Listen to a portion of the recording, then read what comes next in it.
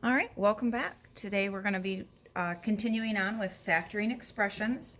So yesterday we talked about how you look at the two numbers and find the greatest common factor. So what's the largest number they have in common?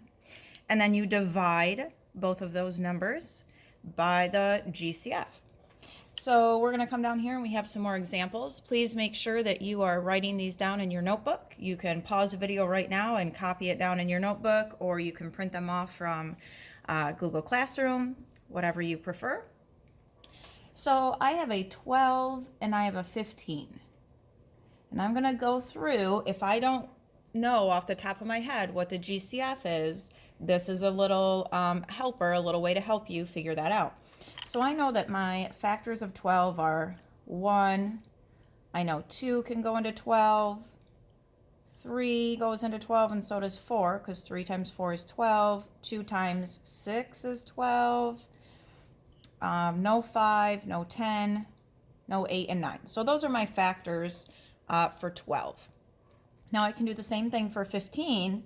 I know 1 goes into it, 2 does not, 3 times 5 is 15, and then 15. So those are my only factors of 15. Now if I'm looking at my two groups of numbers, I notice that the largest number they have in common is a 3. That means I'm going to factor out a 3. So my 3 is going to be my outside term, and I'm dividing both of these terms by 3. So 12m divided by 3, 12 times 3 is 4, and I'm going to keep my variable. Now I can look at this as a negative 15, or I can just bring down that minus sign for right now. Negative 15 divided by 3 is a negative 5. Now obviously I want to check it to just double check and make sure that my numbers and my sign is correct. So I know 3 times 4 is 12, 3 times negative 5 is negative 15. Yes, I have what I started with, so I checked it. I know this is my final answer. All right, you guys are going to pause the video. Sorry about that. Pause the video and see if you can do this last example on your own, and then restart it and see how you did. So I can write out my factors for 8 and 16, but right off the top of my head, I know that 8 goes into 16. So that's automatically going to be my GCF. So I know that each of these are going to be divided by 8.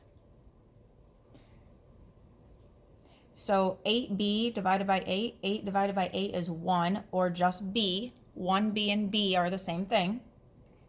A negative 16 divided by 8 gives me a negative 2. And I'm going to come over here and I'm going to double check it.